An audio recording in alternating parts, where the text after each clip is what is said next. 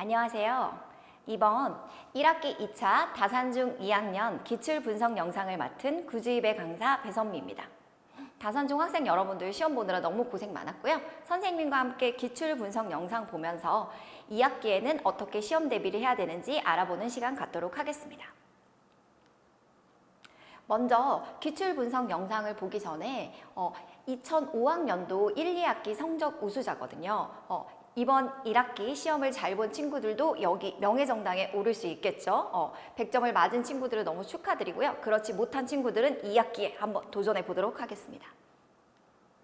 그러면 1학기 2차 지필고사 분석 및 총평을 시작하겠습니다. 먼저 범위는 중학교 2-1 연립 1차 방정식부터 1차 함수까지고요. 똑같이 선택형은 18문항, 논술형을 2문항으로 출제되었습니다. 근데 이제 단원이 2단원이 출제되었지만 실제 1차 함수가 13문항이나 출제돼서 조금 비율이 높은 걸 알 수 있고 그리고 오늘 총평에서 말씀드릴 거지만 난도가 좀 저번하고 달라졌죠. 제가 저번에는 기본과 중만 했었거든요. 그런데 이번에 보시면 이렇게 상문항이 3문항 포진되어 있어서 조금 다산중 2학년 친구들이 조금 긴장을 많이 하고 힘들어했을 시험이었을 것 같습니다. 그래서 제가 1번부터 20번까지 문항별로 출제 단원, 출제 유형, 그리고 난도를 다 했으니까 여러분들이 한번 확인해 보세요.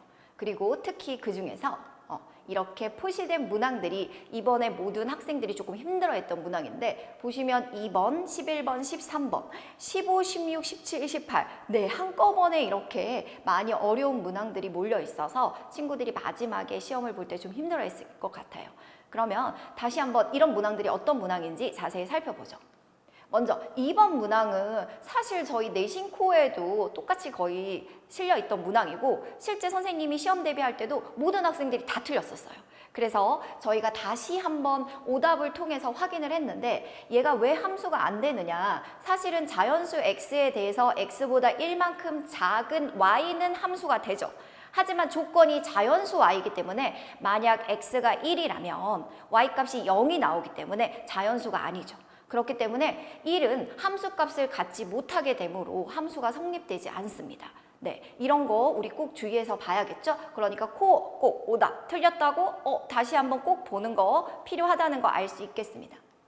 다음에 13번을 보시면 사실 13번 유형은 저희 내신 캐치 3번 유형을 보시면 3-1번과 3-3번이 합혀진 문제라고 볼 수 있어요.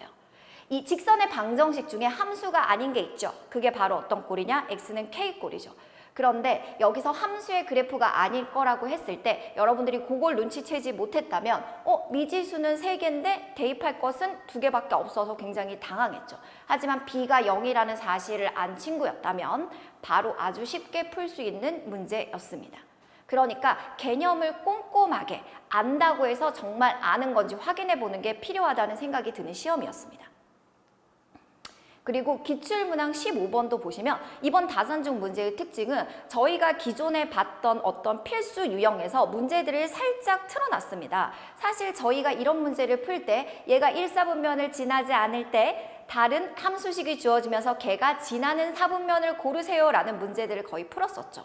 하지만 이 경우 같은 경우는 그러면 A, B가 위치할 위치를 물어봤고 사실 이거는 제가 봤더니 가장 비슷한 문제는 블랙라벨에 있는 문제와 비슷했습니다. 난도가 좀 있는 문제였죠. 그렇게 되는데 저기서 B분의 A가 0보다 작은 게 아니라 0보다 작거나 같을 수 있어서 저희가 A가 뭐일 수 있죠? 0일 수 있습니다. 그래서 A가 0이면 저희가 Y축에 될 수 있다는 거를 놓쳤다면 답을 1번을 체크한 친구들은 조금 아쉬운 문제였다고 생각이 듭니다. 그리고 기출문제 객관식 16번을 보시면 사실은 이게 비슷하지는 않지만 이 개념을 물어보는 건 사실 기울기에 대한 걸 물어보는 거고 저희 시그니처 137번 문항을 보면 여기서는 반대로 기울기를 구하는 문제입니다. 비율이 주어졌죠. 하지만 저희는 기울기의 비가 주어지고 저거의 비율을 구하는 문제여서 같이 점립하는 것은 비슷한 문제였다고 생각이 들고요. 사실 기울기를 그냥 여러분들이 단순히 x값끼리 빼고 y값끼리 빼서 그렇게 했다면 이 문제는 굉장히 어려운 문제지만 실제 기울기의 개념인 뭡니까? 기울기가 x의 증가량분의 y의 증가량이었다. 즉 기울기라는 게 A라는 게 저기 선분 OC분의 CA이고 그 다음에 기울기 B라는 게 선분 OC분의 CB였다면 그 B가 A 대 B고 결국 CA 대 CB가 3대 5니까 저 CB의 길이가 10이라는 게 금방 나옵니다. 그러면 AB는 10에서 6을 빼니까 4cm라는 게 금방 나왔기 때문에 사실 기울기의 개념을 정확하게 알고 있는 친구였다면 굉장히 쉽게 풀었죠. 여러분들 이런 거는 고등학 과정 가서도 굉장히 필요하기 때문에 여러분들이 기울기의 개념을 비율 관계로 이해하는 거 꼭 잘 이해했으면 좋겠습니다. 그다음에 객관식 17번 문제는 사실은 막 미지수가 많아 보이고 뭔가 복잡해 보이지만 실제 삼각형을 합동을 이용하면 굉장히 쉽게 풀 수 있는 문제들이었거든요. 제가 비슷한 문제는 최고 수준 스텝 3에서 2-2에서 했는데 사실 이 삼각형에서 보조선을 그으면 실제 이 사다리꼴의 넓이가 이 평행사변형의 넓이와 같아지는 걸 알 수 있고 우리도 이 문제를 접근할 때 선생님이 저 F를 지나는 저렇게 보조선을 그어버리면 삼각형 DEF와 삼각형 CGF가 합동이 되죠. 그래서 사실은 사다리꼴의 넓이가 아니라 직사각형인 ABG의 넓이를 구하면 저 나왔던 미지수의 의미가 하나도 필요 없이 X절편의 길이가 나왔기 때문에 저희는 A의 길이가 4cm 그리고 A의 B가 4cm라는 걸 알 수 있기 때문에 사각형의 넓이가 16이라는 걸 쉽게 알 수 있죠. 여러분들 굳이 함수라고 해서 그래프라고 해서 그래프 역시 도형이고 도형으로 바라볼 줄 알면 훨씬 더 문제를 쉽게 적응할 수 있습니다. 머리 조금 문제를 풀 때 유연하게 적응할 수 있는 걸 키워나가는 능력을 키웠으면 좋겠습니다. 그리고 기출문제 18번 문제는 사실 풀어보면 그렇게 어려운 문제는 아니고 이런 것들은 여러분들이 저희 보시면 최상위 수학 스텝 3에 비슷한 문제들이 나오거든요. 근데 여러분들이 어떤 연습을 하셔야 되냐. 저기 지금 보시면 P라는 점은 그래프 위의 점입니다. 그럼 저희가 그래프 위의 점은 좌표로 반드시 표현할 줄 아셔야 되고 그 좌표를 표현할 때 Y는 X분의 4 위의 점이니까 A, A분의 4라고 표현할 줄 아시는 능력을 키워나가셔야 됩니다. 만약에 이번에 안 됐다면 계속해서 그렇게 문제들을 풀어나가시고 보시면 이런 문제들은 최상위 수학에도 있고 저희 시그니처 교재들이 굉장히 많이 있거든요.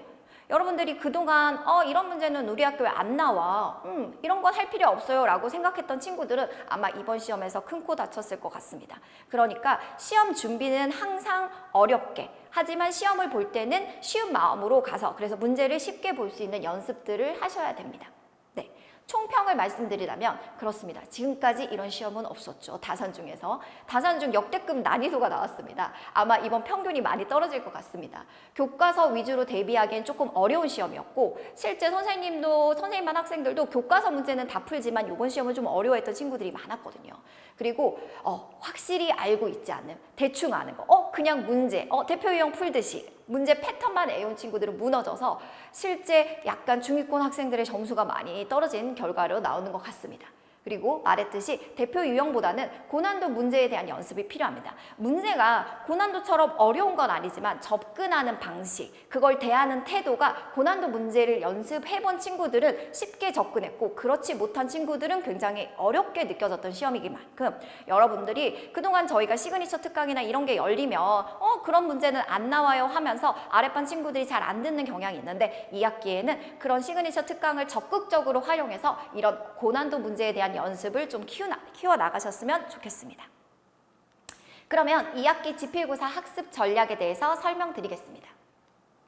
삼사각형의 성질 닮은 피타고라스의 정리인데 모든 선생님들이 얘기하시고 제가 보니까 지금 출제하신 선생님이 도형에 대해 조예가 좀 깊으신 것 같아요. 그리고 1학년과 연계돼서 문제들을 지금 많이 출제하고 계시거든요. 그렇기 때문에 1학년 때 내가 합동이나 이런 조건들 찾는 걸 잘 못했다. 그러면 반드시 한번 복습하는 시간이 필요하실 것 같고요. 그 다음에 단순 공식을 외워서는 안 되는 것 같아요. 원리를 이해하고 꼭 푸셔야 되고요. 공식을 유도를 통한 문제 해결이고 이런 것들은 공식만을 대입하는 게 아니라 공식을 유도하는 과정이 나와 있는 문제들이 많거든요. 그런 문제들을 많이 풀어보는 연습을 했으면 좋겠습니다. 그다음에 경우의 수와 확률은 저는 이거는 유형을 많이 풀어볼수록 도움이 되는 것 같으니까 이런 것들은 문제를 많이 풀어보면서 이번 여름방학 동안 2학기를 확실히 대비할 수 있는 시간을 가졌으면 좋겠습니다. 저희 내신 대비를 보시면 윙, 그 다음에 코어, 그 다음에 시그니처, 그리고 퍼펙트 모의고사. 사실 이번 난도는 퍼펙트 모의고사보다는 어렵지는 않았지만 그래도 이걸 준비하는 마음가짐으로 준비했다면 훨씬 나았을 거라는 생각이 들고요. 그리고 마지막 파체, 그 다음에 저희 퍼펙트 모의고사를 보고 그거에 대한 다시 한번 복습으로 랩업까지 준비되어 있습니다. 특히 제가 아까 강조했듯이 내신 시그니처 특강, 스카이반 학생이나 엘리트 계열 학생들은 꼭 다음에 2학기 때는 이용해 보시기를 정말 추천드립니다. 네, 이번에 제가 느낀 건 시험을 대비하지 말고 과정을 공부하는 게 필요할 것 같습니다. 구주입배가 함께 하겠습니다. 지금까지 구주입배 강사 배선미였습니다. 감사합니다.